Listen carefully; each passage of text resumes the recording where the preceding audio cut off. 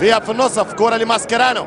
ماسكيرانو ستعود الكرة للبلاوغرانا عن طريق اللاعب ماكسويل. ماكسويل يحط كرة نيستا للماكسويل. ارقام الشوط الاول البوسيشن 70 ل 30% لبرشلونة. فرص على المرمى 5-0، تسديدات 12-1، الركنيات 6-2. احصائيات الشوط الاول مع الهدفين تعطيك الاحقية للفريق الكتالوني اللي يبدا الشوط الثاني احسن، واللي يبدا الشوط الثاني ناوي على الامتاع وغاوي اهداف اخرى.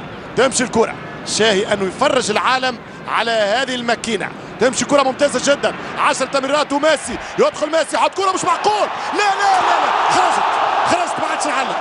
اعتزلت ايتها الجزيرة الرياضية، باي باي، انتهى الموضوع، انتهت الحكاية، بطلت التعليق.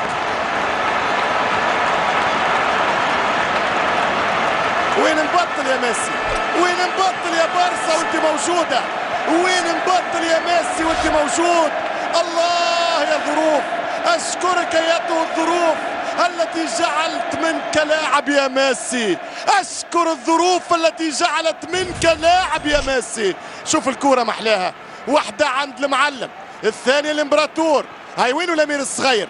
وينو الملك؟ رجع لعب، حط له باس، لعب له الثانيه، جريله، مشاله واحده اخرى، هاو عطاه، هاو رجعها له. شنو هذا؟ مش هذه كرة القدم اللي شفتها، اللي تمنيتها، اللي حكيت عليها اليوم نعلق عليها. عاودها لي، ما عادش تعاود لي اللايف، رجع لي للريبلاي، اعطيني الموسيقى، اعطيني موزار، مشى بيتهوفن، رجع تخلي الغيور بيكاسو لعب الكرة مع بيتهوفن، رجعها موزار وقال له السيمفونية الثالثة اسمها روعة البلاوغرانا. مش ممكن، مش معقول، مش ممكن. شيء يجنن، شيء يجنن، والله جننتنا يا زلمة. مش ممكن. الثالث، الهدف الثالث طريقة تدرس.